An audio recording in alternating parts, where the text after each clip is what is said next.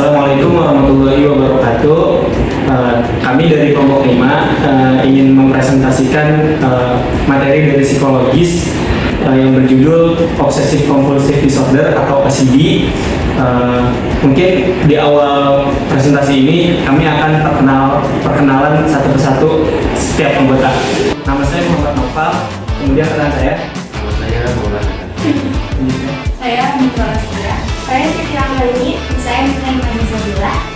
Baik, selanjutnya adalah apa sih tujuan kita membuat video ini atau kesimpulan dari dibuatnya video ini akan dijelaskan oleh Naima. Kemudian di sini saya bakal jelasin kesimpulan dari video yang telah diputarkan tadi, bahwasannya OCD atau Obsessive Compulsive Disorder adalah gangguan kesehatan mental yang ditandai dengan obsesi atau pikiran-pikiran yang mengganggu dan kompulsi kegiatan dilakukan secara berulang-ulang. Selanjutnya ada mitos atau fakta yang pertama. Mitosnya katanya OCD itu cuma soal kebersihan aja. Faktanya kan enggak. OCD bisa ditandai dengan rasa ketakutan kepada seseorang ataupun pikiran-pikiran yang mengganggu yang nggak mau kita pikirin. Terus yang kedua, katanya OCD itu bisa dihilangin kalau misalkan orangnya tuh niat. Faktanya kan enggak, karena kan OCD itu termasuk kondisi neurologis. Yang ketiga, mitosnya adalah katanya setiap orang itu punya OCD. Beda ya, OCD itu gangguan kesehatan mental yang benar-benar serius. Dampaknya gimana? Dampaknya OCD bisa mengganggu keseharian kita, seperti komunikasi kita antara kita dengan teman kita ataupun dengan lainnya. Itu tuh bisa mengganggu banget. Selanjutnya kita akan membahas tentang beberapa materi yang ada di dalam OCD yang akan dijelaskan oleh Raffi Nur Ardian. Oke, materi pertama yaitu pengertian dari OCD.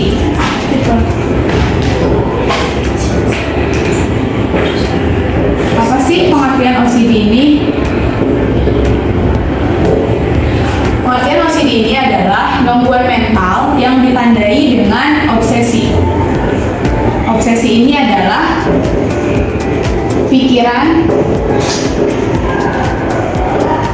yang terus berulang.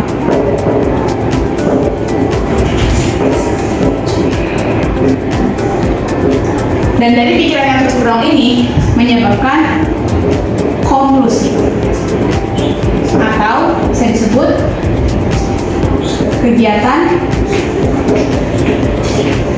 yang berulang. Nah, apa sih dampak dari kompulsi ini? Kompulsi ini bisa meredakan kecemasan.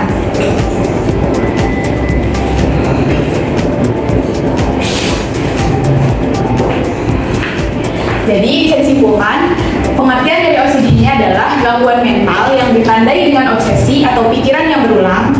Dan dari pikiran yang terus berulang ini menyebabkan kompulsi atau kegiatan yang terus berulang-ulang. Dan tujuannya apa? Kegiatan yang terus berulang ini untuk meredakan kecemasan itu tadi. Sekian, mungkin materi selanjutnya akan disampaikan oleh rekan saya. Oke, selanjutnya di sini saya akan membahas materi yang kedua tentang gejala OCD. Yang pertama yaitu ada obsesi. Apa sih itu obsesi? Obsesi adalah pikiran berulang yang mengganggu. Contohnya merasa tangan kotor walau sudah cuci. Terus yang kedua di sini ada kompulsi. Apa sih itu kompulsi?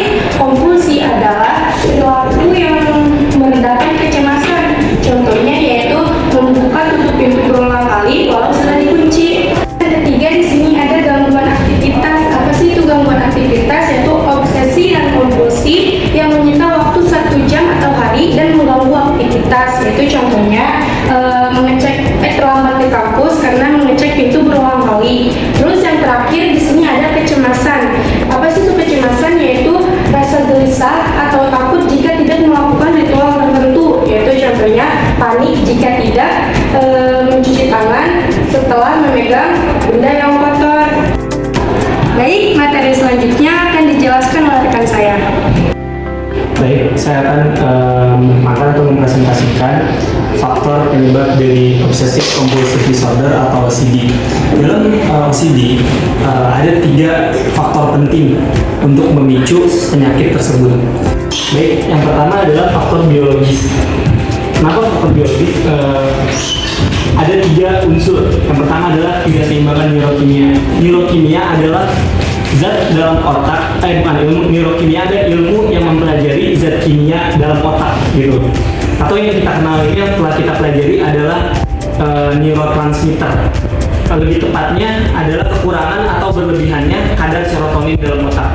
Kemudian yang kedua, struktur otak. Struktur otak adalah perubahan atau gangguan dalam otak. Jadi faktor biologis yang pertama adalah neurokimia, tidak seimbang, dan kemudian struktur otak atau ada gangguan dalam otak.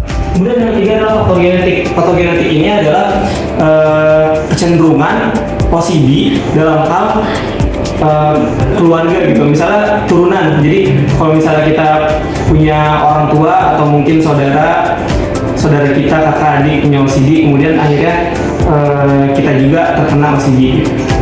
Baik, kemudian yang kedua adalah faktor psikologis.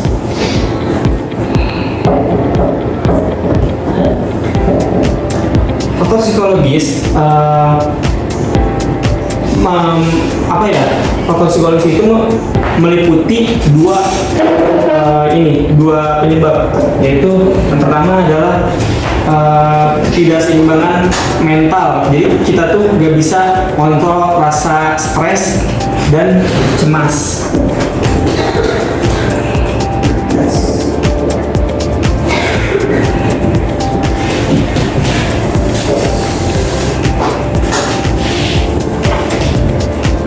Kemudian yang kedua adalah ini ya, apa sih namanya? Kemudian yang kedua adalah pola pikir dan kepribadian. Pola pikir dan kepribadian.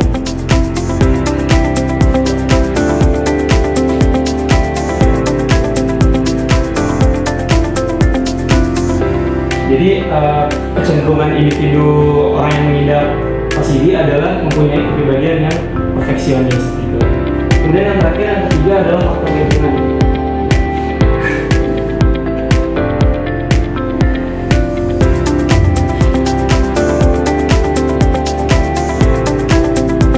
Faktor lingkungan meliputi dua hal. Yang pertama adalah